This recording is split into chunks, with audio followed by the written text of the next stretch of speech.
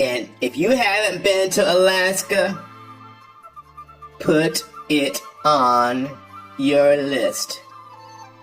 It is breathtakingly beautiful and will certainly make you appreciate this great country even more.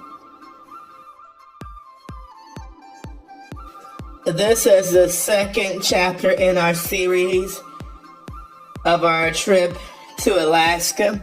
We left Seattle, and our first chapter we stopped in Ketchikan, Alaska, and as we mentioned, we had brought a bunch of heavy weather warm clothing, but our first stop in Ketchikan was quite warm, almost shorts and t-shirt weather. So we left there and we moved on into Endicott Arm.